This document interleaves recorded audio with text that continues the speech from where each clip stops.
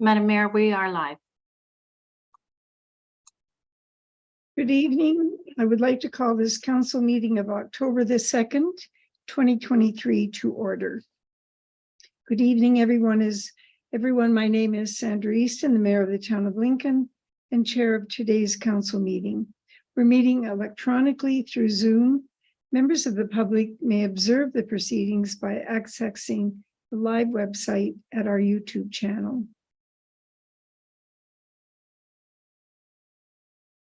I would ask all members who are taking part in the meeting to turn their cameras off for the national anthem.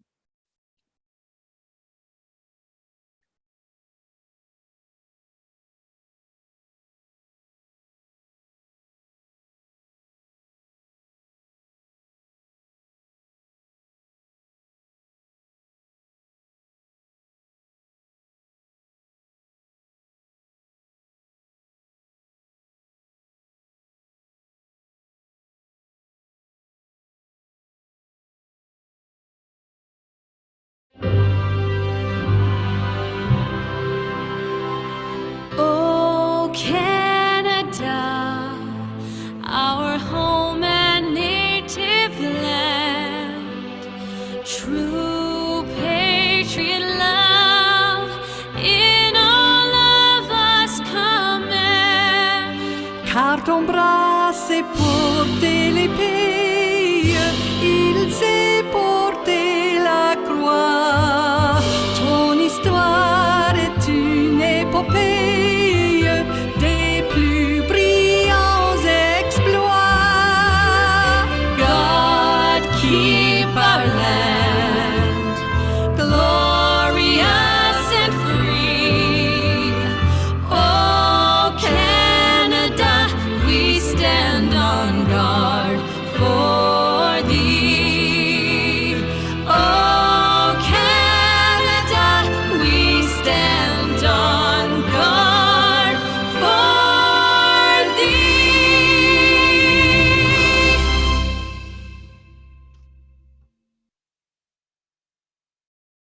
Would everyone turn on their cameras again? And we'll proceed with the meeting. A reminder that the Town of Lincoln Council meetings are posted on our YouTube channel. Closed captioning is available on all our videos by selecting the closed caption button on the bottom right of the video. The Town of Lincoln, being part of Niagara Region, is situated on treaty land. This land is steeped in the rich history of the First Nations, such as the Attawandaron, the Haudenosaunee, the Anishinaabe, including the Mississaugas of the Credit First Nation. There are many First Nations, Métis and Inuit people from across Turtle Island that live and work in Niagara today. The regional municipality and the Town of Lincoln, the regional municipality of Niagara and the Town of Lincoln stands with all Indigenous people, past and present, in promoting the wise stewardship of the lands on which we live. On September the 29th, I want to thank staff and the council for their support in raising the Every Child Matters flag on the town property. On September the 3rd, I'm sure that many of us and many of you in our audience attended or took part or heard conversations, opinions, and clarifications on the Truth and Reconciliation. Some of those discussions that I heard included who should be doing the work to ensure that these days stand as significant in terms of the progress that is being made across Canada. And that includes our remembrances of lost children and women, the inadequacy of our legal system, the importance of inclusion and diversity in the development, in our development as a whole community. For some in our community, the changes that we have had to face in the last few years have now resulted in many being consumed with anger. And therefore, we feel some people feel as individuals that many of their rights have been taken away. But our Indigenous communities have also had much taken away. They have lost control over a sense of safety, a belief in justice, and hope in the future. We all share the responsibility for ensuring that some of these changes, as laid out in the Truth and Reconciliation documents, will change. Not easy, but it requires all of us. Madam Clerk, would you please complete the roll call of council? Thank you, Madam Mayor. As I call your name aloud, please let us know that you're here. Thank you. Councillor Rajima? I'm here, thank you. Thank you. Councillor Russell? Here. Councillor Murray? Here. Councillor Miklick? Here. Councillor Reimer? Here. Councillor Timmers? Present. And Councillor Bernay is absent, with Councillor Pachariba joining us momentarily. There is quorum, Madam Mayor. Thank you. Thank you very much, Madam Clerk. We also have staff attending this meeting this evening, and also in attendance, we have Jeffrey Abrams from Principles Integrity. Normally, we have Jeffrey and Janice Atwood Petkovsky attend, but tonight Jeffrey is representing the team from Principles Integrity, and we also have Regional Councillor Foster. As this is a virtual meeting, I will ask that we follow some procedures. Should there be a connection or service disruption for the chair, or if quorum is lost, the chair and/or clerk will call a 10-minute recess to reconnect and to regain quorum. If quorum is lost, the meeting will be adjourned. If connection is lost from the chair, Deputy Mayor or the Vice Chair will resume the meeting. Once reconnection is achieved, the chair will assume their role. Each member of council who wishes to speak, press the raise hand feature on your video call. The clerk will track our speakers list today and then invite you to speak when I open it for comments or questions. Just keep in mind, I can only see about 1/3 of who's on the in the photos. And when not speaking, please remember to put yourselves on mute. Do members have any additions or amendments to the order of the agenda? There being none, are there any declarations of interest? Do members have any announcements? Please remember you have a limit of 3 items. Madam Clerk, I can see Councillor Njima. Thank you. Go ahead, Councillor. Oh, thank you, Madam Mayor. Just wanted to update council and those watching on a couple of things that have gone on in the last couple of weeks. One was the Community Care of West Niagara and Lions food drive on September 16th. I know a number of us were there. I didn't see everybody because I was there performing as Jasmine T, playing some music and trying to keep everybody happy while they were working really, really hard. And I did talk to a few people who were very sore the next day from doing a lot of hard work. So the numbers were really good, I hear. I forget exactly what they were, but the community is supporting. September 21st, I met with Carol Fuhrer from Community Care of West Niagara and Elizabeth Klassen, also from the CCWN board, and just generally talked about where people's needs lie in the community. Community Care wanted to let me know that they're there and they want to actively communicate on their operations and let us know as councillors that they're all ears. If we hear of a specific need of a resident or in Lincoln or a larger focus within Lincoln that they may be able to assist with or to help coordinate if it's another organization that can assist, that they're there for us. And Monday, September 25th, I attended the public information session for the proposed new municipal accommodations tax. There were a few people there with interest and some really great points brought forward and some really great questions asked. I've seen follow-up inquiries also to Mr. Deanny from some attendants.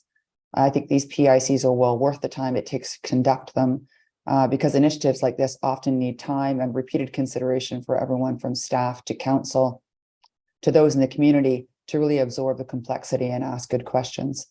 And the municipal accommodations tax also came up during my meeting today. with the Chamber of Commerce, and there's some interest there, and we might see a few people there at the meeting on October 16th to listen to the whole initiative and maybe provide some input. Thank you, Madam Mayor. Thank you very much, Councillor. And I'll turn now to Councillor Murray. Go ahead, Councillor. Very much, Mayor Easton.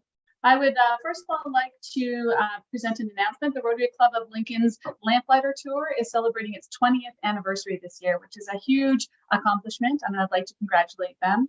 Tomorrow is the premiere performance of this year's tour. And for those of you who are not familiar with the event, it is a unique Made in Lincoln exploration of local history through live performances. This year features 4 original plays being presented in historical locations in Jordan Village, and one of those locations is the Lincoln Museum and Cultural Center. The premiere is tomorrow, and then more shows are running from October 12th to the 15th. Tickets can be purchased at lamplightertour.com, and all proceeds support the Rotary's commitment to supporting youth programs in the Lincoln community. Earlier this month, or last month in September, I was honored to be able to attend the Outstanding Business Achievement Awards put on by the Lincoln Chamber of Commerce. It's an event that's close to my heart, and I would like to extend my congratulations both to the Lincoln Chamber of Commerce and the Planning Committee for creating an excellent event, and also to the nominees and award recipients. It was, as always, a fantastic view into the economic strength, resilience, and the contributions that our business community makes. And it was wonderful to be part of it. Thank you very much. Thank you very much, Councillor Murray. And I must say that our MP, Dean Allison, if anybody happened to see it, provided a very detailed report today about the business awards and identified all the businesses, all the winners, and was quite complimentary. Thank you very much for your report. Councillor Timmers? Thank you very much, Mary Easton. I too attended the OBAA this year, and as always, it's a great event. And Councillor Murray spoke very well to it, so I won't add any more detail. On September 18th, I was able to attend the DeQ water treatment plant, which was very, very interesting. And I was there along with my colleague, Councillor Pachariba, and Director Dave Graham joined us. And a huge thank you to David Haley from Niagara Region, the manager of the plant, who took us on a great tour. It was very worthwhile, and I certainly learned a lot. It was great. I really appreciate the time that was spent to allow us to do that tour. So on September 23rd, I was down on Fling on King, and it was fantastic. It was standing room only. It was great. And to see the staff down there, they work so hard. It's a long day. They're on their feet all day and all night. And I'll tell you, the atmosphere down there was just fantastic. Everybody was having a really great time. And every year I'm down there, I get so excited because I always get to meet a lot of new residents. And that's probably the best part of going to that event, is meeting new people that have moved into our community. So anyway, thank you. Thank you, Mary Easton. Thank you very much. Councillor Russell? Thank you, Madam Mayor. Just a reminder to staff and to anybody watching that tomorrow evening, the town will be hosting a job fair at the Great Lakes Christian College. Unfortunately, the Jays playoff game is starting tomorrow at 4:38. So it may impact the number of attendees, depending on if they're Jays fans or not. It's the first playoff game in a bit. So, but I know that there are a number of vendors, a number of companies that are going to be there, focusing on tourism, hospitality, agriculture. And I know that there's been a lot of residents reaching out, asking for more information. So hopefully we're going to have a good turnout. I know staff has worked extremely hard to get this planned and executed. And if it's anything like the spring fair, I expect a really good turnout. So hope to see everybody there, but sometime probably after the Jays game. Thanks very much, Councillor. I don't see anybody else, Madam Clerk. I do not, Madam Mayor, but I do note that Councillor Pachariba has joined, so Very good. nice to see you. Welcome, Councillor. Councillor Pachariba, did you have any announcements? No, Your Worship, I need to buy a helicopter. That would be my announcement to avoid the crazy traffic. But thanks so much. Anyone's got a line on one, please let me know. Okay, well, we're glad that you're safe and you're here.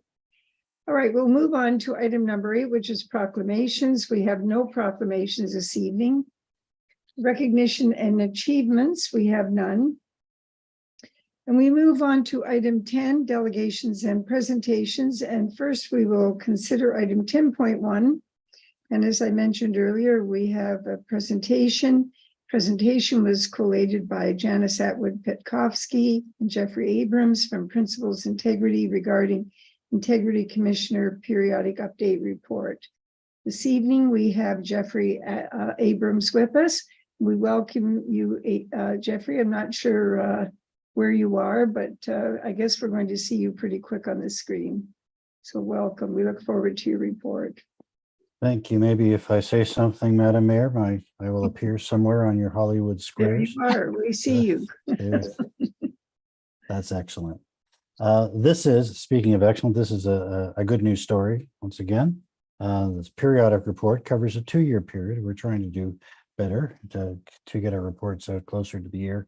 In this case, of course, there was an election year in the midst of it. And so that's an occasion when integrity commissioners put their pens down. Just a reminder to your residents, the role of the integrity commissioners, quite a broad role, as you know, and it encompasses everything from consulting, helping the municipality adopt or revise its ethical framework, including its code of conduct, to providing education, such as I'm doing tonight, is the most important function. And I always say it's the advisory function, our ability to provide discrete advice to you when any of you request it.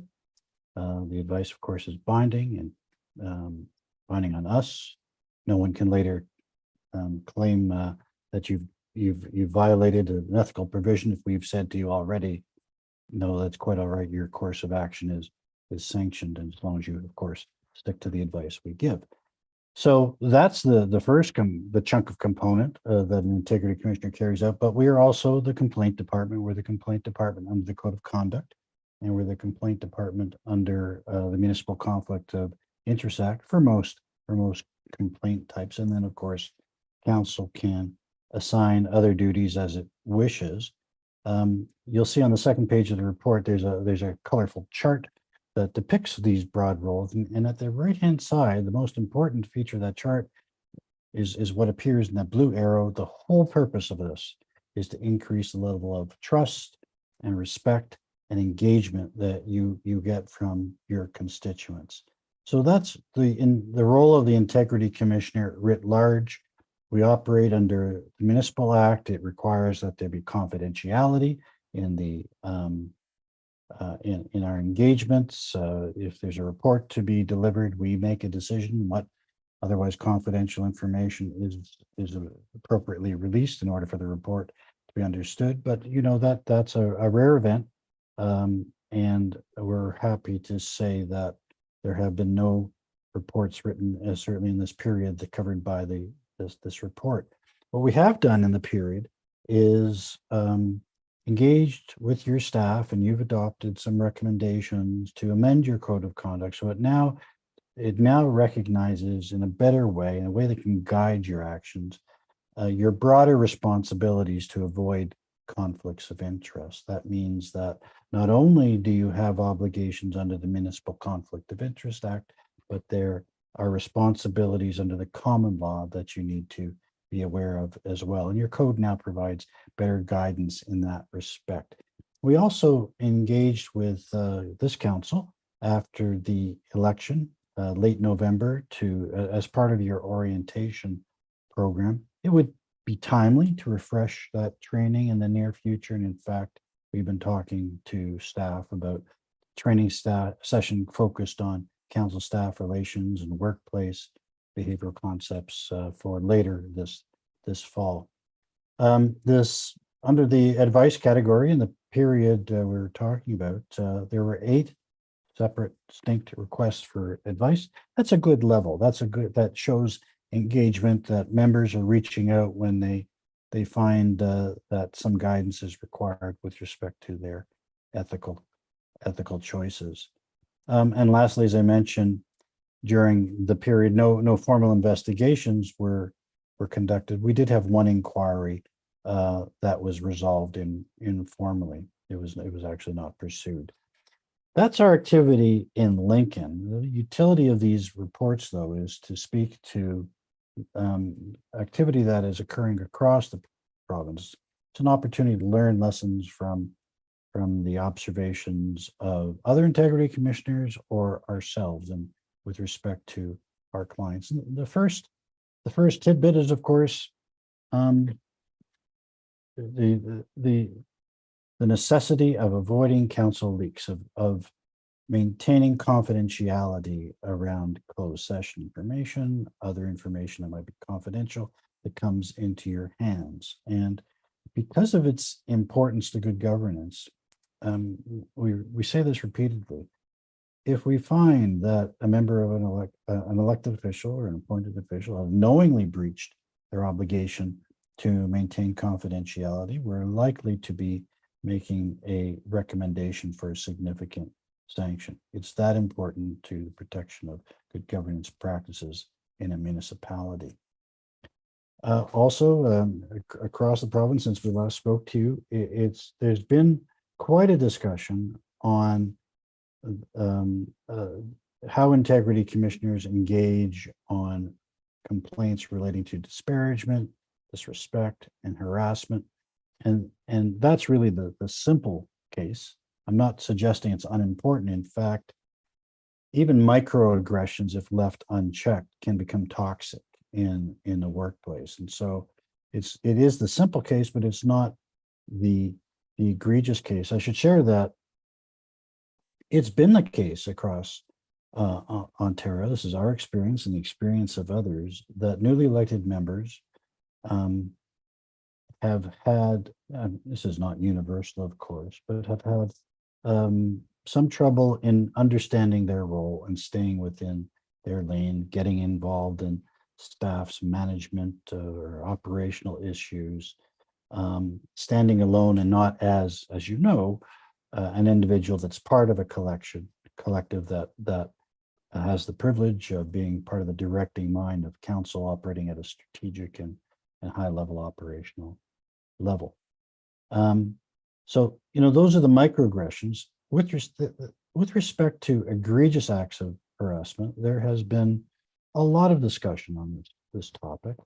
I think your municipality, along with a number of others, I believe, was approached by I believe the group is the Women of Ontario Say No, and asking for endorsement of Bill 5, which was a private member's bill titled Stopping Harassment and Abuse by Local Leaders Act. That the bill did not pass second reading, and in our view, that's a good thing. The bill was really a simple tool. It did two things. It sought to have an obligation built into every municipal code of conduct that members follow the municipal workplace harassment policy. That's almost always done in any event, and to the extent it isn't, could be implemented by regulation, didn't require legislation. But the other most significant part of the bill is that it created a route to the courts to have an elected official removed from office upon hearing a recommendation from a municipal integrity commissioner. The municipality could direct the integrity commissioner to remove someone from office. And while that may well be an appropriate course of action in some cases, it should not be the only tool. As you know, the province commenced consultations on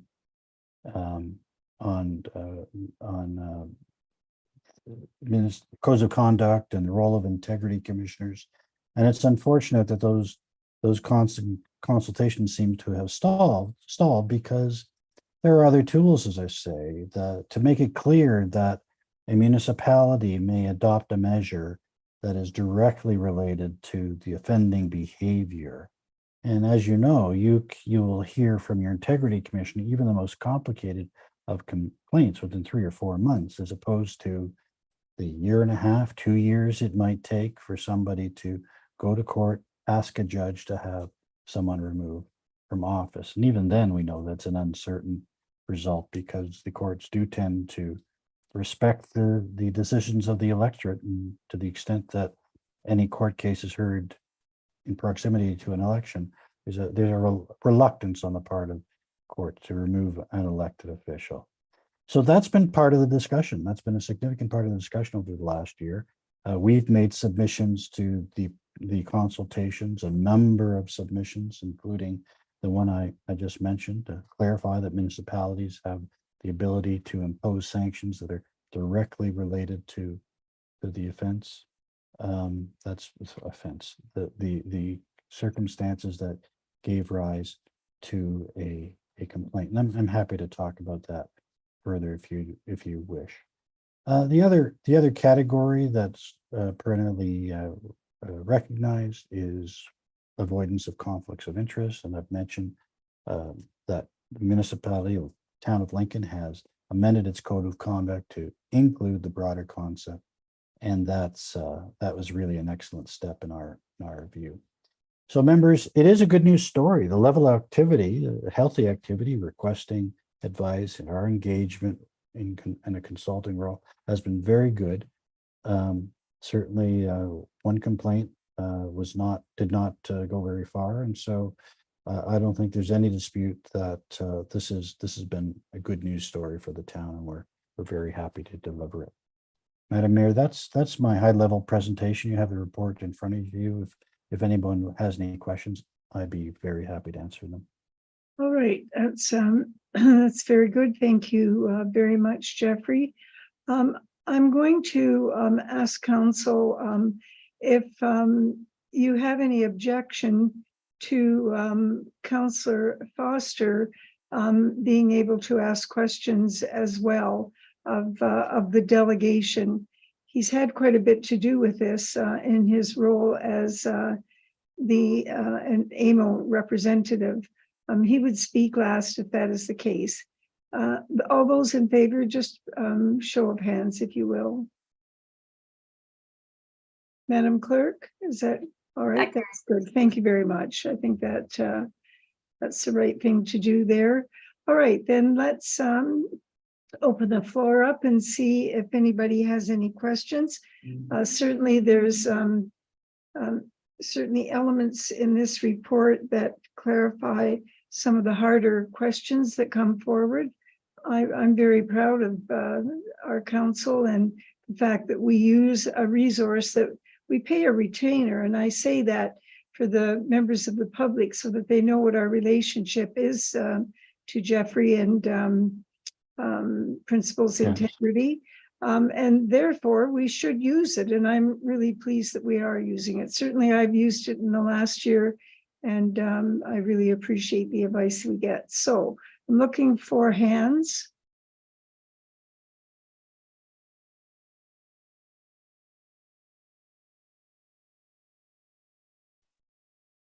We have Councillor Timmers, Madam Mayor. Okay, Councillor Timmers, please go ahead.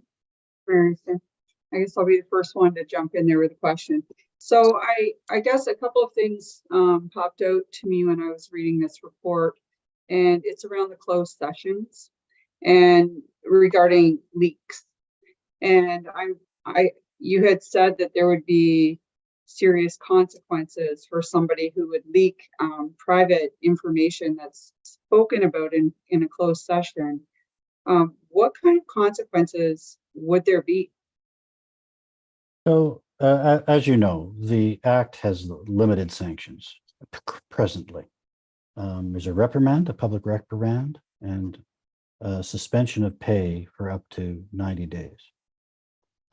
We can recommend things that are remedial in nature as well, training, modification of procedures, something specific.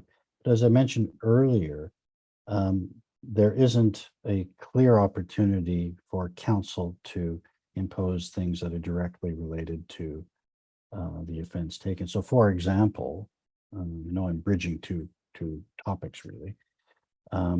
So it could well be the case that we would recommend if somebody knowingly reached a closed session and there was significant impact, 90-day suspension of pay. That's not nothing. The other part of it being not nothing is that the recommendation to suspend whatever the number of days is, loss of pay, would be embodied in a public report. Be the conclusion of a fair process, but ultimately, if we form the conclusion that somebody knowingly breached confidential information, it would be in a public report placed before council for council to consider our recommendations. And so that in and of itself, it's not a sanction, but in and of itself has an ameliorating effect. We were talking earlier about what else could be done under the Education Act, for example. It's not a board of school board can hold that an elected official is denied the privilege of attending committee meetings or to attend one meeting of council. And so there are a series of things that you as an elected official enjoy. You have privileges, the same privileges that every other member of this council has. But it ought to be the case, in our view, that upon a proper review with due process, that a member of council be denied the ability that the privilege that everybody else has in a case where they've breached the code and the sanction is appropriate. So maybe it's the case that the member is not, that council agrees with the recommendation to not attend a closed session meeting, or for closed session meetings in a month, or that sort of thing, depending upon what form of progressive discipline is adopted. So in summary, right now, maximum 90 days loss of pay. That's the sanction. But there are other opportunities to, we hope, to modify the legislation so that something in addition can be done. Okay, thank you very much, welcome. Mr. Abrams, for that. Mary Easton, I have another question. Yes, go ahead. Through to Mr. Abrams, through you, Mayor. Around the use of cell phones in a closed session. I'm just saying, maybe not using them, but having your cell phone in a closed session. Is that something that is problematic? And have you had any complaints or issues around that practice? We did have a client who actually collected cell phones on the way into closed session, including our own. And it may have been a bit performative. It in fact it interfered with good practices, good governance practices, your ability to quickly research something or to send a text. Obviously, recording information on a cell phone during a closed session would be something that would attract a significant sanction. We've not had that experience, mind you, so it's difficult for me to speak to it. And I'm speaking not only as an integrity commissioner, but somebody who's spent a good chunk of a municipal career as a municipal clerk, including an acting clerk for the city of Toronto. We, at closed sessions there, we did a sweep of the room, and but the focus was on the media and others who were attending and leaving behind devices. I've not seen it in our experience where we've had an issue with a member of council recording closed session for the purpose of releasing the information later. Okay, thank you for that. I guess with me, my thoughts are just around optics. I just think it doesn't look good when you're in a closed session and people are on their cell phones and you don't know if they're texting other people, if they're receiving messages from other people. And like, I just think the optics around it are not good when you're in, a confidential session. So those are my comments. And thank you, Mary Easton, and thank you, Mr. Abrams. Quite welcome. Thank you very much. Madam Clerk, do you see any other hands? I do. I have Regional Councillor Foster. Okay, thank you very much. Go ahead, Councillor Foster. Yeah, thank you, Mary Easton and Jeffrey. An extremely good report for the town of Lincoln. I'm very pleased to hear that. I'd like to hear some of our reports coming back at Niagara Region being as equally good as we move along with things. So just a bit of information for you is in your commentary on Bill C5 and it going down in flames at the province. AMO was very strongly pushing that there should be stronger sanction abilities in and through. But at my meeting in Toronto this past weekend, pretty much that's now off the table. The province isn't interested in talking about this particular issue at this point in time. They have enough other issues. So I personally don't see anything coming down the road, at least from the provincial side of things. But it is interesting that that AMO is very much interested in stronger wording. So anyway, that's just some info for you for you with that. Thank you for that. We saw AMO's submission to the consultations and actually on behalf of MECO, the Municipal Integrity Commissioners Association, we put together a response to the province, and it was it reflected upon the AMO submission. Some we agreed with, some we thought ought to be changed, some we thought was not workable. And together, I think it was very helpful. I acknowledge that these kinds of issues get very little time on the floor of the legislature. That's a political reality. And it may take some time for the act to be amended. There is an opportunity, of course, attitudinally. I mean, this is a good report. And one of the reasons we think it is because we are accessible to members of this council. We think that there's a right-sized role for municipal integrity commissioners. Fair to say that we consider ourselves coaches and teachers. We're not cops and sheriffs. It's not about parsing of legal language. It's not a litigious process. It's right-sized. And so to the extent that there can be an encouragement both of elected officials, of the councillors reaching out for advice, and also when there is a problem, a concern, to allowing the integrity commissioner to seek course correction, to deal with things informally if possible. In our view, the submission of a formal report is a residual function. The effort should be put on advising and correcting, preventing, but if necessary, and only if necessary, a formal investigation. It's a concern for sure, the egregious behavior of elected officials. You and I can pull examples out of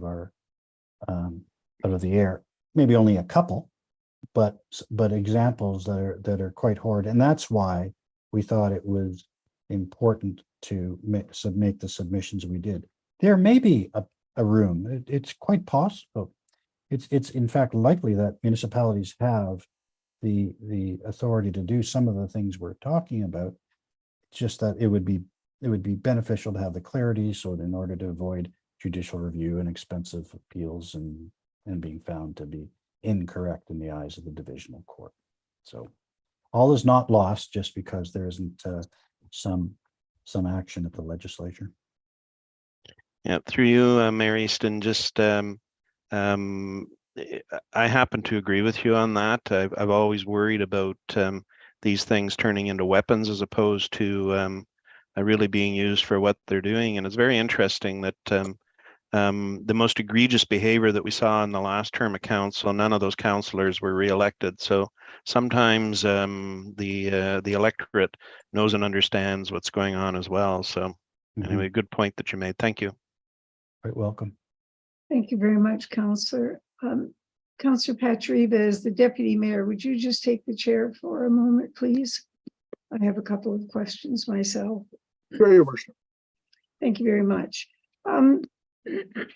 Jeffrey, I'd like to speak to you about egregious behavior that I guess there's a fine line. I guess we'll say, where's the fine line? You give a few examples in your report, which probably are more realistic than we talk about very often. But how do you view a situation where councillors get really upset about something that happens, I think quite often, you know, that we don't want to be embarrassed if the system doesn't work 100%. And so, you know, you can really get your ire up a bit about things. And some cases, you know, counselors will end up tearing a strip off of a staff member. What's your advice to people to kind of put that into a context, a box, if you will, so that maybe something that we can remember when we reach that point and start going off in all directions? Well, certainly, Mayor. I think the first thing to remember is that there is a power imbalance, a significant power imbalance between yourselves as elected officials and what staff can do, even what staff can do to defend themselves in the face of the kind of critical onslaught, I think, is what you're speaking to.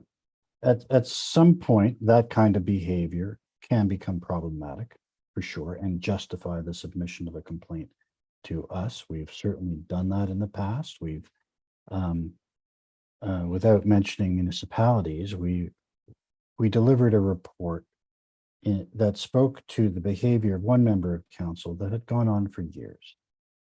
And it had been accepted that this particular council would cross-examine staff, would say and do things that of course were offside. But you know, that was just Joe, not the real name. That was just Joe being Joe. And the council failed to understand the impact that had on its staff. You know, I can recall that that department heads would not let their subordinate managers come to council to answer questions because they were protecting them from that kind of behavior. And so council lost out to, department heads are great at their jobs, but they may not have every detail of every report that a subordinate has prepared and they've signed off on. And so council lost the opportunity to hear directly from the authors of reports. And there were other circumstances as well. We delivered a report after an investigation. We found it important enough to investigate. And, you know, you could almost, it was a virtual meeting, but you could almost hear the thud on the table when the members realized that no longer can we let Joe be Joe. It's our responsibility to check that behavior. It's not acceptable, wouldn't be accepted anywhere else. That while you are quite able and frankly encouraged to question staff appropriately in a non-disparaging way for real information in order to understand the perspective of things. That's good municipal government, but it crosses a line when staff's own ethical behavior or veracity is challenged, their competence is challenged, they're cross-examined, what their advice is isn't accepted. You continually go back and say no and test the advice. You know the kinds of circumstances that could be. That is toxic behavior, and it's toxic because it affects the way staff will come to council and speak to council. It astonishes me, Mayor, that we will appear before council. It's happening less so now, but we in the past could have appeared before council and receive would be the end of a fire hose. It would be bombast. And the thought in our heads was, well, we're the integrity commissioner. We hold a pen.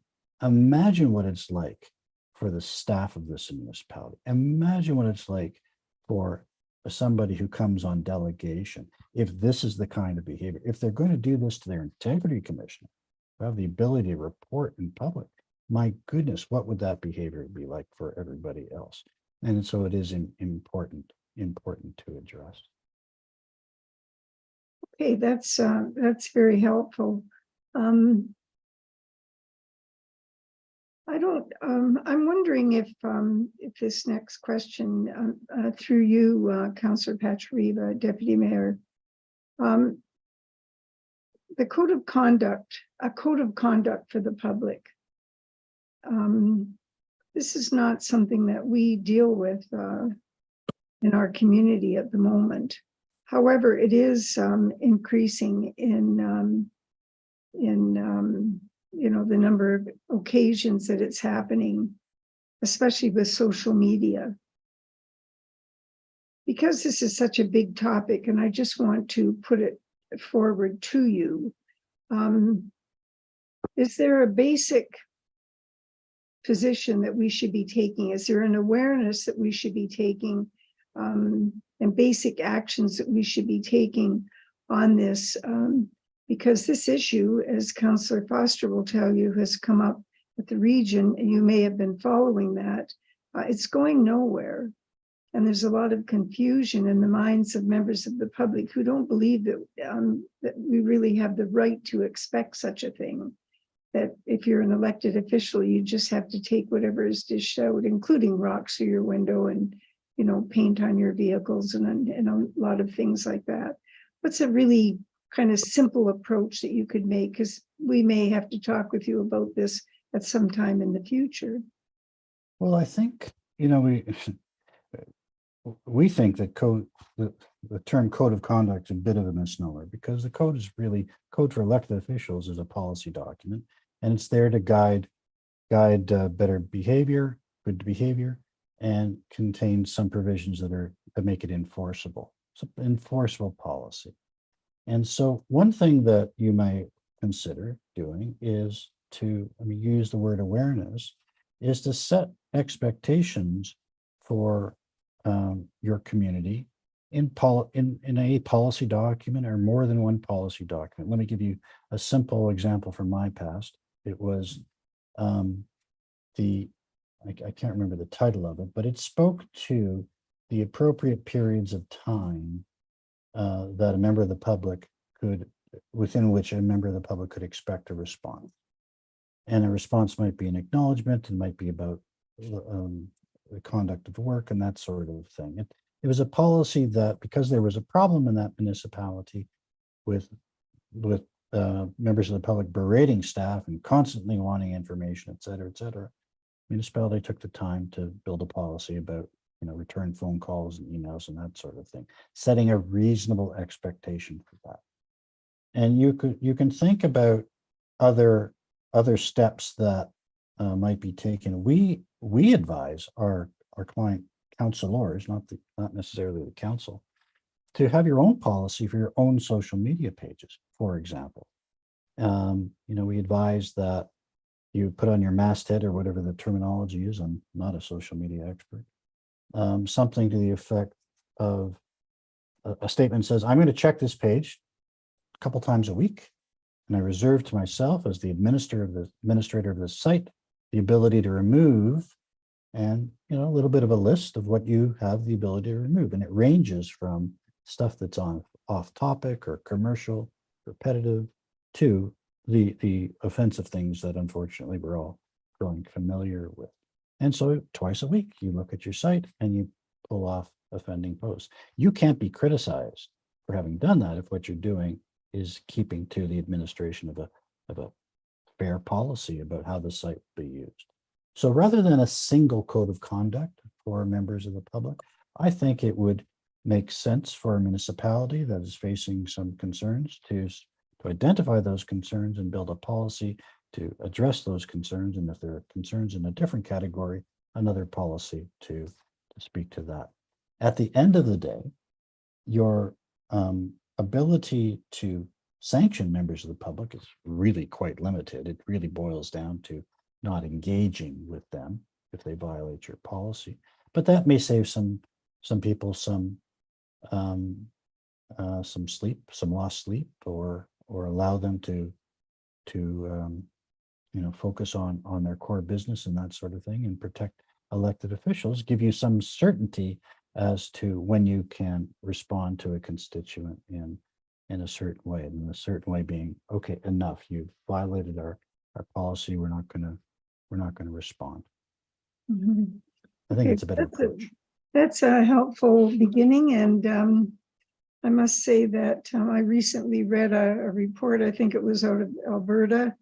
It's a survey that was done with staff And the question was around what was their biggest challenge. And I'm embarrassed to say that the biggest challenge for many, many councils and many, many members of staff, and one that's causing them a lot of angst in terms of their performance and their general overall being is council, individual council members. So thank you very much. Thank you, Deputy Mayor. All right, Jeffrey, I don't see, oh, I do see, I see one more hand. Thank you very much, Councillor Mikulik. Please go ahead. You, Mary Easton. Thank you. One of the comments you made was with respect to council's relationship to staff. And sometimes it can be toxic and sometimes it can be rough and tough or misunderstood. Is there the ability for the town CAO to say, wait a second, I'm your only employee. Any communication you have with my employees, you're going to have to go through me, or I would respect that, you know, you work with me and not the senior staff anymore. Is that ability there? So, with all due respect to Mr. Kirkopoulos, I think that's that it's a useful fiction to believe that the CAO is the only employee of council. It's a fiction because you see other staff around you, you know that the clerk has an independent relationship, you know that there are others, the CBO and your lawyers, they have special relationships with council. But it's a useful fiction. It's a fiction because of the reasons I just said, but it's a useful fiction because it does indicate that there is an administration and there's somebody at the head of that administration and who is responsible for quarterbacking the efforts in supporting council and who will communicate down the line the tasks and challenges that, in this case, Mike would hear from council. So it's quite possible that be the route taken, but I think it's better to think of the kinds of things that an elected official might do is falling into two categories. One is the routine and the other is the non-routine.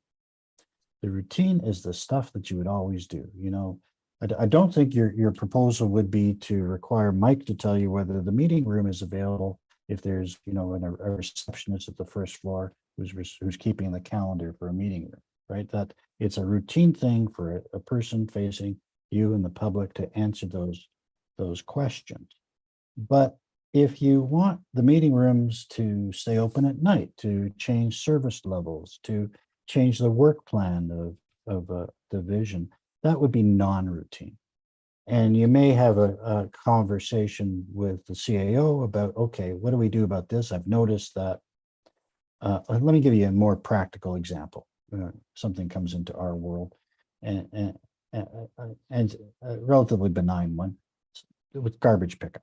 You know, you have a constituent that calls you because they're upset that their garbage wasn't picked up on garbage day.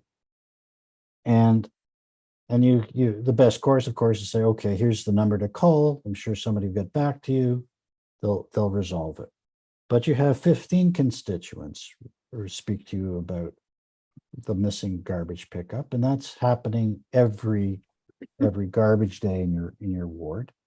Well, there's an occasion for you not to go and yell at the manager or to try and direct the garbage truck on the street. That's an occasion for you to call up the CAO and say, hey, CAO, I think we've got a problem. Can we figure this one out? And I'm sure that Mike and his staff would welcome that kind of advice from an elected official who is obviously the conduit of information from the constituency. I mean, in the worst case scenario, what you're doing is what you would have to do if that doesn't work is, you know, bring a motion to council and seek to have your colleagues deal with a matter. That's obviously a worst case scenario. So I think the better approach is not to have the CAO the target for everything. I think the better approach is to speak to things in terms of whether it's routine or non-routine, and non-routine being things that require programmatic change or budget changes or changing service levels. and then certainly go through the CAO or the person that the CAO delegates for the function. No, what you're saying makes perfect sense to me. I'm just curious, like what tools a CAO does have with respect to, like, what was that, useless or useful fiction? What was that? Well, it's a fiction because it's not universally true that the CAO is responsible for every decision or thing done in the municipality. That's the fiction, because Yeah. you know that there are others that speak to council or independent authority and that sort of thing. But it is nonetheless useful. You know, it may not be universal, but it's useful because, yeah, the CAO is the head of the administration. So I'm sure it's a term I'll be using in the future with other subjects and topics as well. So thank you for that answer. You're Madam welcome. Mayor, I think the CAO has a couple of comments there to make. Okay, Councillor Mikulik, are you satisfied? Thank you very much. CAO Kokopoulos, please go ahead. Thank you through you, Madam Mayor, to the councillor. So I think we all understand, and it's probably, you know, I'm going to take a moment to, I think, explain for members of council what useful fiction means. And I think Jeffrey didn't say unuseful, he said useful fiction, because I think in theory I've seen CAOs do exactly what Councillor Mikulik has suggested, and that is, if the relationship becomes acrimonious, or if there's an incident where the relationship becomes degraded in that particular instance, to either clear council chambers, to ask senior staff to leave, to enter into a conversation between council, and technically it's one employee that it hires and fires. The CAO is then responsible for these other fiduciary and legislative positions, in the sense of the CAO goes through a hiring process to put those roles in place that then have a relationship to council more directly: fire chief, CDO, clerk, CFO, etc. So I think you never want to get to that point, councillor, where the CAO becomes the bottleneck for sharing information. And I think in a healthy relationship, there should be that ability for senior staff to engage with members of council. That's always been, I would suggest, the tenet of my leadership here in the town of Lincoln, and it'll continue. But there are moments, or should there be moments, and I would suggest there haven't been in Lincoln to date, but should there be moments where things become heated, there is those conflict points, and there is opportunities for the CAO to take those appropriate measures, and either to go into camera with council and to have those relationships, or to change that interface between senior staff and council. So just wanted to add those comments, Mary Houston, further to Jeffrey's comments. Thank you very much, Mr. Kokopoulos. Do you have anything to add to that, Jeffrey? But I guess you wouldn't want to speak against the CAO's position. No, I certainly wouldn't, but I can emphasize it. I think the CAO is there, and you know, the buck does stop there. The problematic situations that a municipality might face is a myriad. Who knows? I do know that in some municipalities it has become a bottleneck where the CAO insists on knowing everything. And even in things involving, for example, a clerk and motions that members might be thinking of bringing forward, things that aren't really within the territory of a CAO. And so that's to be avoided. But I think your CAO is quite right. He's there to assist in the solving of problems. And if there is something that is truly concerning, then he's there to assist council in whatever the remedy might be. All right. I don't see any more hands, Madam Clerk. I do not, Madam Mayor. All right. All right. Thank you very much, Jeffrey. There being no further discussion, I have a motion moved by Councillor Russell, seconded by Councillor Timmers, that council receive and file for information the presentation from Janice Atwood-Petkovsky, and present this evening, Jeffrey Abrams from Principals Integrity, regarding Integrity Commissioner Periodic Update Report. Thank you again, Jeffrey. Thank you very much. Good We evening. look forward to seeing you in a little while, as you've noted in your report. That's right. All right, Bye-bye. Madam Clerk, would you please call out the vote? Thank you. With all of those in favor, please raise your hand on the screen so that I can see that and keep them raised. Thank you. That carries unanimously, Madam Mayor. Okay, thank you very much. The next item is item 10.2, which is the regional councillor update. Councillor Foster, you noted that you have a question for Director of Public Works. We'll No. cover that under. No, I don't. I know I don't need to do that now. You don't need to do it? No. Okay, all right, because I was going to do it under the minutes. Yeah. Okay, please go ahead. Thank you for attending this evening. Please Well, go thank you, and very pleased to be here this evening. Of course, the Thanksgiving weekend is coming up, so all of us are going to be out and about doing things. Sue and I are off to the cottage tomorrow night, so and it's been unfortunate. We have not spent near the amount of time that we've wanted to late this summer and this fall so far, but are going to get a chance. So couple of things I wanted to talk to you about tonight.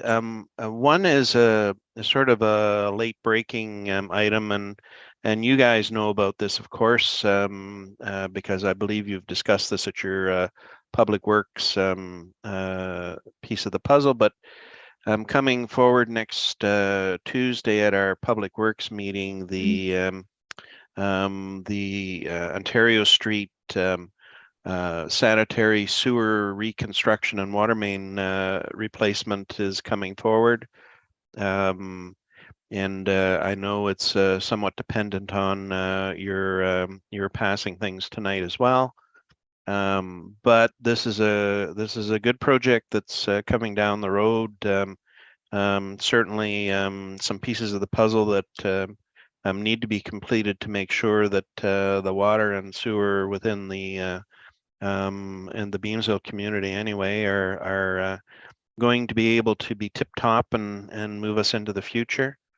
Anyway, it's that's looking good. My query to Mr. Graham was in and around other construction projects that are going on as well, and so I do know the region and the town are in discussions on all these things that are going to be happening. It's funny when the mayor and I go and have discussions with people in Public Works down at the region. It's kind of like, oh yeah, well that's where we're doing all the work in the next 2 years is in Lincoln. Well, there's a lot of stuff going on.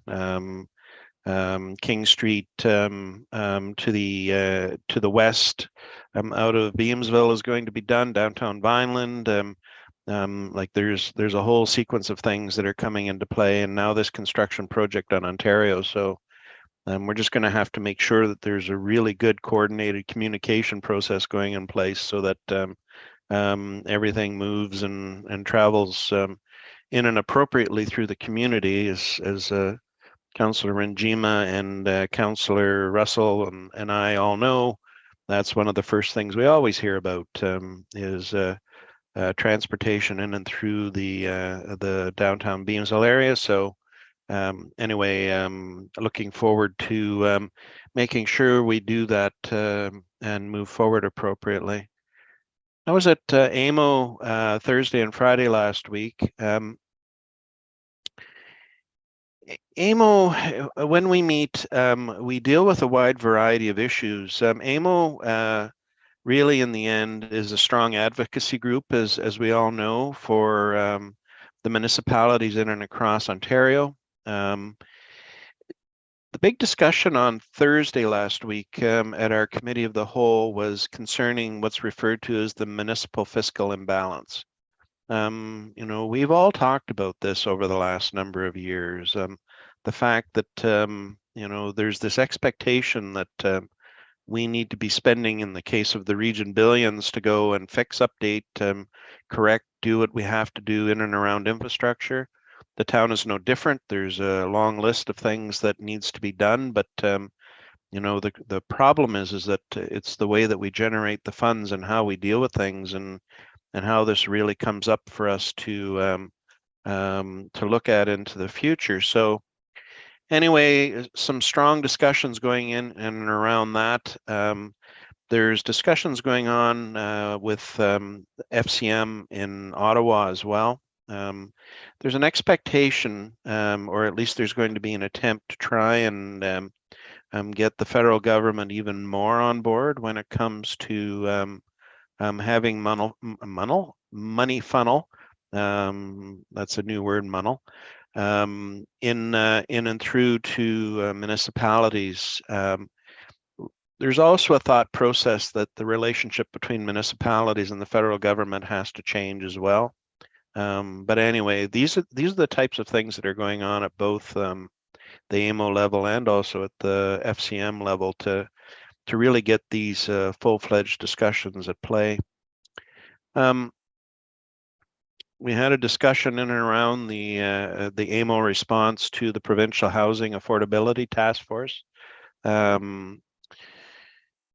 One of the problems with the Provincial Housing Affordability Task Force is that there were very few from the municipal side and from the planning side were involved with that particular task force. It was pretty heavy weighted to developers.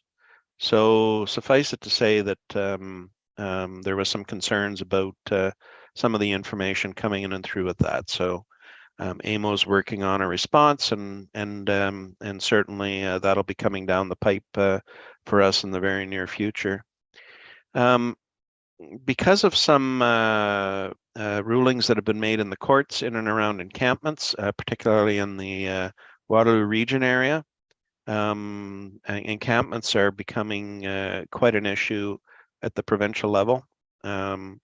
And so AMO is doing some work in this area as well, trying to come up with a better understanding, and also, laying out what it is that we're really dealing with and how we're dealing with it in and across municipalities of Ontario. And the other one that came up was the Ontario Provincial Climate Change Impact Assessment, and that's going to be coming out later on this fall. What really surprised me in the discussions, and I suppose it really shouldn't, but how consistent the discussions are in and amongst regions and municipalities across Ontario. We're not unique with the problems that we are seeing in and around affordability, in and around the areas of homelessness, in and around the drug problems that are going on within communities. We are certainly not unique. And nobody has the magic bullet on any of these things, to say the least. Anyway, the reason that I say that is that our caucus at AMO is planning on doing at least a one-day seminar coming up in the new year. What we want to do is we want to talk about some of the issues in and around regions, to talk about these pieces of the puzzle, I guess, if you want to put it that way, and talk about best practices, as well as getting a much stronger handle right across the board on what is being done to mitigate as best we can within our communities. So don't be surprised if that one comes along. That would be something I would suggest town councillors may want to have to be participating in as well. I think it shows the big picture of what is going on with all the different facets. Boy, there's some budget problems out there. The Tammy Wong out of Hamilton was lamenting, they're starting at a 14% budget figure in Hamilton. And it's no different. All the regions in and across Ontario are all looking at significant increases. I know at the region, and correct me if I'm wrong on this, Mary Easton, but we've come in just over 9% as our starting point, as we're looking at the budget process at the region. And this, of course, is just not sustainable. I mean, But the problem is that we also have these areas, we have these programs, we have the community services, the social services, all of these types of things. Now, long-term care, we still have these pieces of the puzzle that are coming into play. The region made tough decisions, like the town did, to support healthcare in and across Niagara, but that's not an area that the region should be in, nor should it be with the town, really, when you get down to it. But these are areas that we have to do because it's the right thing to do.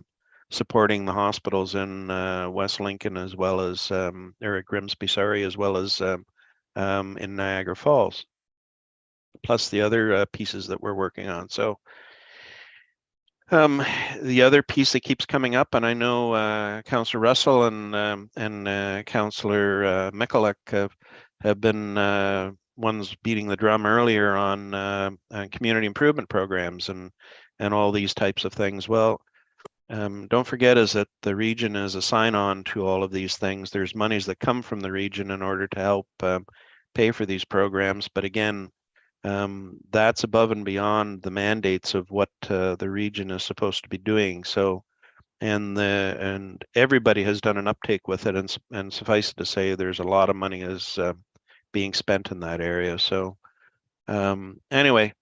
Budget is going to be fun at the region, and I don't mean fun in the fun way. NPCA, I just wanted to briefly mention that a good news with that one is that the NPCA budget is coming in quite nicely this year.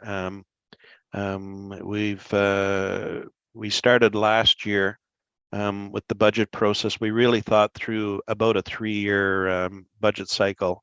Last year there was a change made to help with some of the funds that were needed to go and do land procurement, and we're now sitting at a pretty good spot within it. Revenues are coming up in and around the various regional the various NPCA aspects as well, which certainly has been a positive thing. So that's pretty much my report for tonight. Next week is our committee week at Niagara Region. We got a lot of things on the go coming down the pipe at the region once again. So I'll hopefully be reporting to you guys later on in the month when you have your next council meeting as to what's actually come through with that. Thank you very much, Councillor. Are there any questions of Councillor Foster? Madam Clerk? Seeing none, Madam Mayor. Thank you very much. I have a motion. I have a motion moved by Councillor Njima, seconded by Councillor Reimer. The council receive and file for information the following delegation, Regional Councillor Foster. Madam Clerk, would you please call out the vote? Thank you. Would all members of council in favor please raise your hand clearly in the screen? And that carries unanimously, Madam Mayor. Thank you very much. Thank you, Mayor Easton. Everybody have a great evening. Thank you very much, Councillor. Item number 11 is mayor announcement, and I have no report this evening. Item 12 is a motion to approve previous council minutes. Item 12.1, council minutes of September the 11th, 2023. Do members of council have any questions? Seeing none. There being none, I have a motion moved by Councillor Michalek and seconded by Councillor Pachariva that council approve the minutes of the following minutes of council. Council minutes of September the 11th, 2023. Madam Clerk, would you please call out the vote? Thank you. All members in favor, please raise your hand. And that carries unanimously. Thank you. We're now considering item 13. Councillor Timmers, sorry, Madam Mayor, I see Councillor Timmers with a hand up. Oh, did you have sorry. something to add? Go ahead, Councillor Timmers. No, sorry, I didn't raise it. I don't know what happened. Okay, right. Okay. No problem. All right, councillors, we're at item 13, and we're now considering the Budget Committee minutes of September 13th, 2023, and Committee of the Whole minutes of September the 25th, 2023. Is there anybody who wants to separate those out? Okay, any questions at all? Overall? Seeing none. I have a motion moved by Councillor Murray, seconded by Councillor Russell, that council approve the following recommendations from Standing Committee, Budget Committee minutes of September 13th, 2023, Committee of the Whole minutes of September the 25th, 2023. Madam Clerk, would you please call the vote? Thank you. All members of council in favor, please raise your hand. And that carries unanimously. Thank you. Okay, all right, just give me 1 second while I get myself organized for this next piece. All right. I'm suspecting that there's probably a few members of the public who are watching this part of the meeting. So thank you very much for staying with us until we got to this point. Item number 14 is a notice of motion. Item 14.1 is a notice of motion brought forward by Councillor Pachariva, seconded by Councillor Timmers. It was first introduced to council on September the 11th, and it's being presented this evening for consideration. Councillor Pachariva, as the mover, please go ahead and speak to the motion. Yeah, thank you very much, Your Worship. And I'd like to thank Councillor Timmers for seconding the motion. Councillor Bernay had originally seconded it, but he's vacationing and we didn't want this to be put off. So a lot of angst was raised in the community when we saw the announcement come out in the local paper about a environmental assessment looking at escarpment crossings and looking at all of the crossings throughout the town. And then it was kind of, I guess, focused on Mountain View 30 Road area. And this notice of motion is kind of an affirmation of what we've been working on for the past 5 years. Every conference that we go to, AMO, Roma, OGRA, we go along with the Township of West Lincoln, the town of Grimsby, ourselves and the region, and we support an initiative that came out in 2017 that the extension of Bartlett will be that north-south crossing. We look at it in our transportation master plan by making the trucks go down Bartlett and down Durham to go throughout the town, and we want to get them off Mountain Street in Beamsville and Mountain Road in Grimsby and have a safe escarpment crossing. And that's where our focus has been. And the whole notice of motion is around our council's affirmation that, yes, this is the desired route. It not only helps both towns of Lincoln and Grimsby by getting the truck traffic out of the downtown cores where accidents in the past have happened and people have lost their lives. But it also is an economic driver for the Township of West Lincoln, opening up their industrial park, and it might lead to a further expansion of ours. So the notice of motion is quite long and it's very detailed, but we were approached by members of the community and this is the right thing to do. So we're going to take up that fight again, and it's not really a fight, though. It's more of a challenge, right? Trying to actually get something that was laid out 5 years ago. We talked about it in 2014 when the environmental assessment originally started and narrowed it down to this. And the interchange at the QEW is already in place. So that's what we're seeking. Thanks, Your Worship. Thank you very much, Councillor Pachariva. And Madam Clerk, I thought Councillor Russell's hand was up first. Is that correct? I can't hear. You're on. Sorry, I'm on mute. I see Councillor Timmers up first and then Councillor Russell. Okay. Thank you very much. Go ahead, Councillor Timmers. Thank you very much, Mary Sin.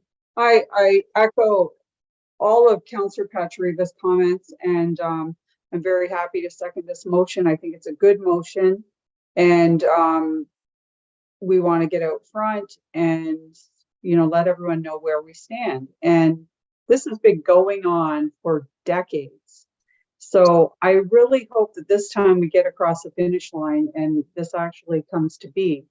And, you know, the last time we did the assessment, the same thing happened in the community. People were concerned because all areas are looked at, and that's all they're doing. They're looking at other roads just to, they have to examine every option, but we all know which option makes the most sense and which option is the one that it should be.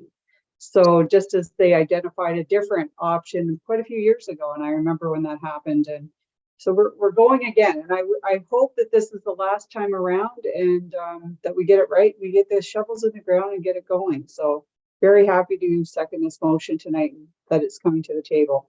So thank you to Councillor Patriva and Councillor Brunet for their work on this. Thank you, Mary Easton. Thank you very much, Councillor. I'll go on now and acknowledge Councillor Russell. Go ahead, please. Thank you, Madam Mayor. Again, I think to echo Councillor Patriva and Councillor Timmers, I think this is a great motion.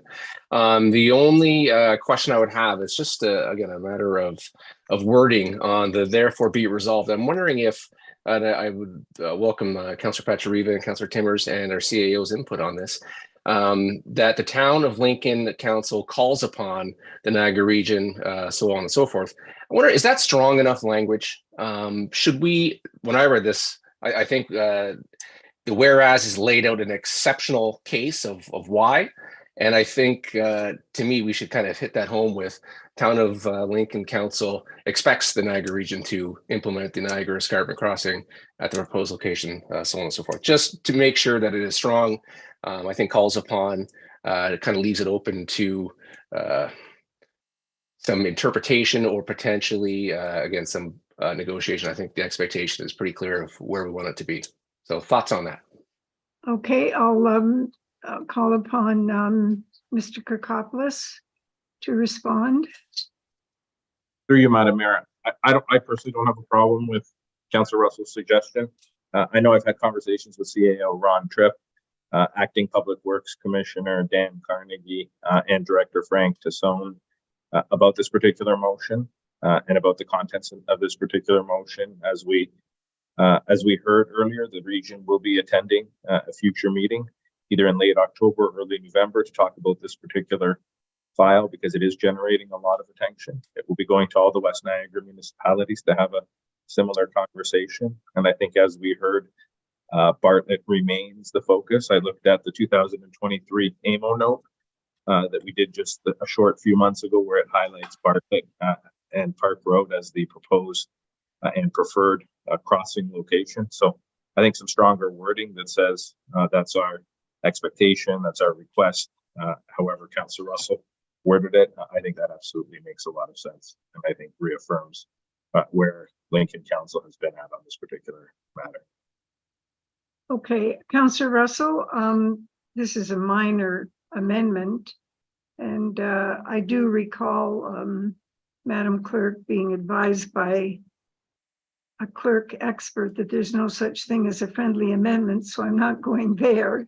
However, Councillor Russell, maybe you could give us the language and then we'll just carry on and go through the appropriate process to get that added. Sure. Thank you, Madam Mayor. It's very simple. I would strike calls upon and replace it with expects. Yeah. In the therefore be it resolved. Yeah. Okay. All Can I right. just make one comment there, Madam Mayor? Would you want to say expects or demands or requires? You would like to say expects? I'm open. I think expects is better than demands. Demands makes it seems very confrontational. Expects just is very clear and driven, but I'm open for thoughts. No, I think you're pretty clear. All right, we have an amendment on the floor now, so we need to deal with that right away. So Madam Clerk, would you, the wording has been clarified as expects, so would you call the vote on the amendment, please? Thanks. I do need a seconder for that, please. That was Councillor Reimer. Thank you. And all in favor? Okay. And that carries, Madam Mayor. Okay, let's vote then on the whole, on the whole. Would you like to bring it up? Resolved. Yeah, just put it up on the board there. I'll share my screen.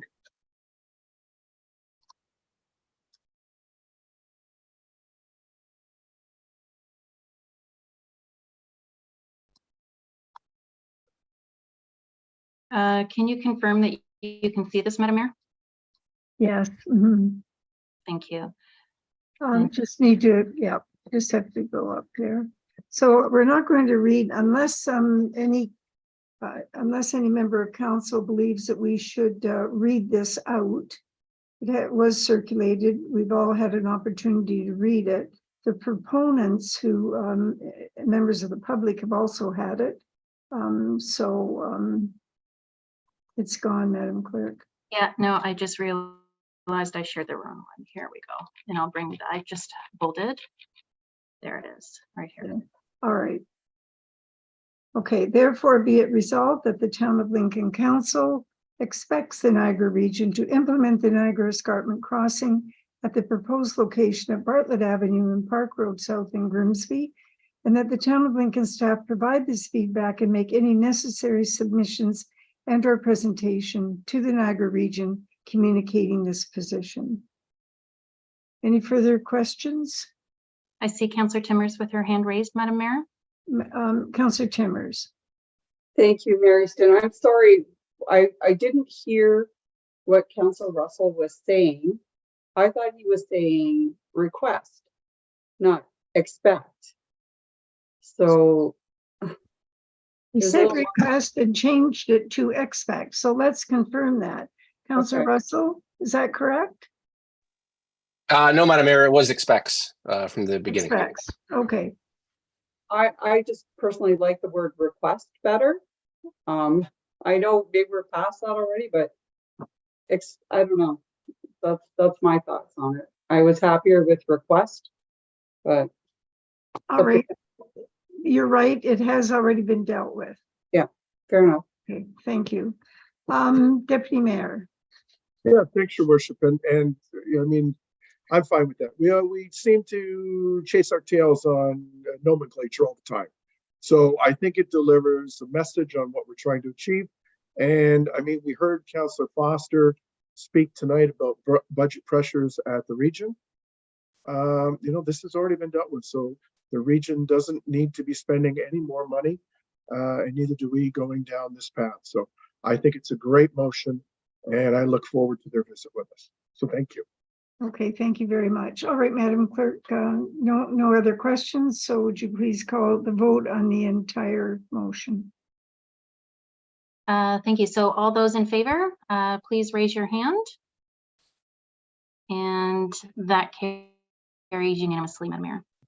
Okay, thank you very much. And Mr. CAO, we passed the motion now. Do you have anything else that you'd like to add in terms of what the next step would be? To you, Madam Mayor, well, definitely, I mean, the region's going to be circulated on this.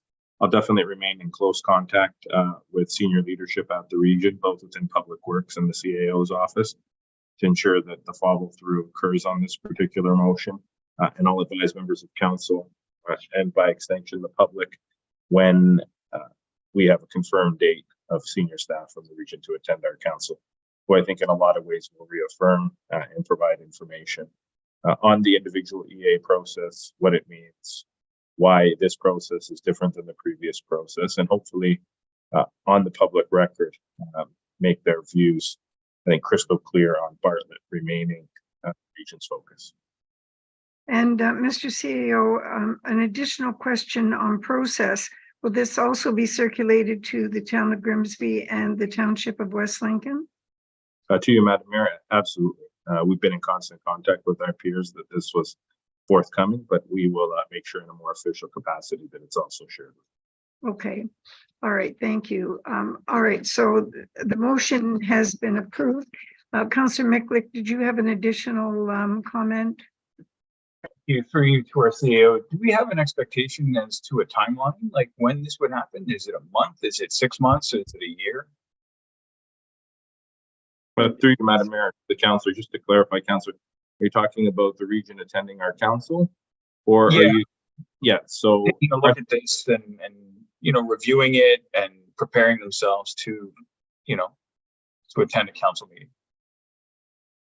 So through you, Madam Mayor, to the councillor, we were trying to actually coordinate it for this evening, but there were some scheduling issues and some vacations. So the hope is either later this month or first thing in November. But I know the clerk and I have been working with the appropriate staff at the region. So I don't anticipate it'll be very long, council. Perfect. Thank you. Okay, thank you very much, councillor. Okay, thanks, councillors. That was an important information, an important step to take.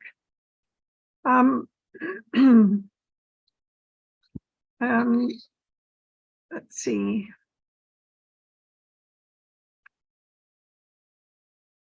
Item number 16 is a motion to consider confidential matters, and we have no confidential matters this evening. Item 17 is a motion to approve bylaws, and we have none this evening. Item 18 is a motion to confirm proceedings of the council meeting. And I have a motion moved by Councillor Vinchima, seconded by Councillor Murray, that leave be given to introduce bylaw number 2023-58, being a bylaw to confirm the proceedings of council at its meeting held Monday, October the 2nd, 2023, being read a first, second, and third time. That bylaw number 2023-58 be enacted and passed, and that the mayor and clerk sign and seal the said bylaw. Madam Clerk, would you please open the vote? Thanks, Madam Mayor. All those in favor, please raise your hand. And I see everyone's hand raised. That passes. Thank you. Thank you very much. That motion is carried. Before we motion to adjourn the meeting, do members have any comments? Councillor CEO Kirkopoulos. Through you, Madam Mayor, I just wanted to highlight Harvest Pioneer Day was also this past weekend. And I wanted to thank the staff, both at Pioneer Day and Sling on King, for the exceptional work on putting on two events that I know our community loves. At last count, we had over 1,800 people, almost 2,000 people attend Pioneer Day. So what a resounding success to have back in Jordan Village and back at our museum site.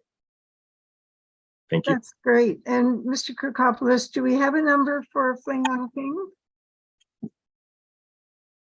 Through you, Madam Mayor, I will look to potentially Councillor Russell or maybe Director Deanne, who's on, who may have a number. I would throw out a number, but I want to just confirm it's correct. So I see Director Deanne has turned his camera on. Mr. Deanne? Thank you, CEO Kirkopoulos, Madam Mayor. So I think we're tallying some final numbers, Madam Mayor, but I know we've exceeded last year's numbers. So if you bear with me, we'll try to get you that information unless Councillor Russell knows something that I don't. But at this point, I think we're still trying to tally some of those numbers, but attendance was up over last year. And we know last year was 5,000 or so. Okay, well, that gives us a place to start. Thanks very much. Deputy Mayor.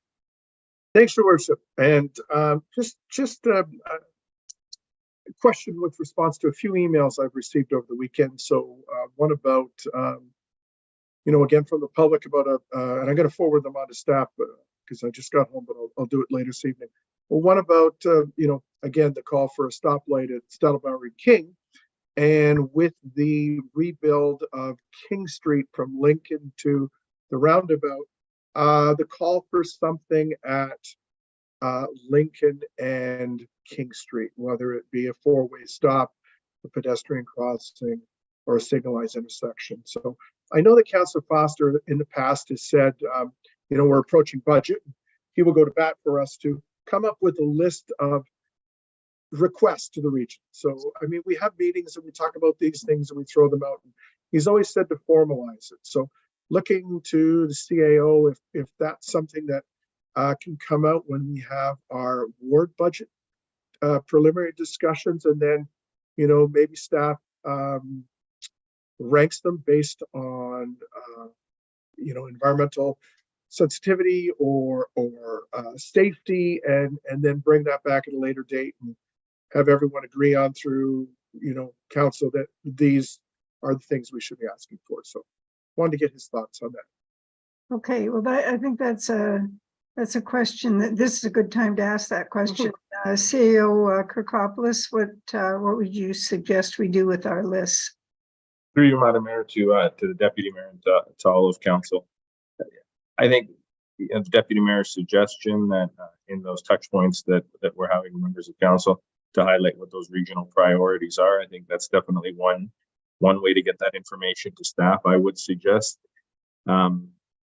another part of that is feel free to email me what your regional priorities are. My suggestion would be, once we tally all that, come back to council, prioritize likely the top 3, try to get some consensus on that, and again, equip yourself, Mayor Easton, and Councillor Foster as our regional representatives to be able to take those forward to regional staff, in addition to staff providing the supports that you need to bring those items forward as priorities, so that we can get on the region's radar in terms of those being put into their capital plan. Okay, that's great. And Madam Clerk, just to be clear, if we have items and we want to circulate them, we want to send them, direct them to the CAO. We want to include rest of the members of council so everybody knows what's happening. Does that constitute advancing the decisions of council? If it's a one-way email? I would suggest that council circulate that to the CAO directly, and that we can summarize information, but at no time would decisions be made at that time. It's just for information purposes, Madam Mayor. Okay, that's helpful. Thank you very much. Thanks very much, CAO Kirkopoulos.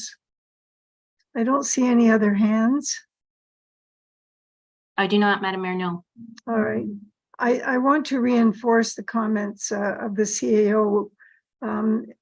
Maybe it's just the speed at which the weeks and the weekends are going by, but to have 2 major events like Pioneer Day and the Fling on King, which had tons and tons of accolades, it's great work by our staff, and it's a lot of departments coming together to make sure that everything is not just going smoothly, but exciting. And it was a great program. And certainly, we always hear a lot from people out of town who are amazed that we do these things for our community. It's available for everybody. Every little child has the ability to come, the parents come and just hang around downtown and just enjoy the music and just have a really great time. So on behalf of council, I want to thank everybody that was involved in both of those events. They certainly were great. The 2,000 number for Pioneer Day is right back to where it was historically. So we'll see that number climb now, because there's going to be a wonderful place for more displays and more demonstrations on the main street, which is the way it used to be in the old days. So that'll be a lot more fun for people walking from one end to the other. Thank you very much. I have a motion moved by Councillor Pachariva, seconded by Councillor Timmers, that council meeting on October the 2nd, 2023 be adjourned at 1942. And I'll now ask the clerk to call out the vote. Thanks, Madam Mayor. All those in favor, please raise your hand. And that carries unanimously, Madam Mayor.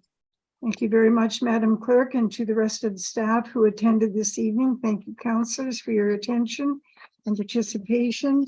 And thank you to members of the public who joined in with us and who will watch this in the future on YouTube. Good night. Thank you. Good night.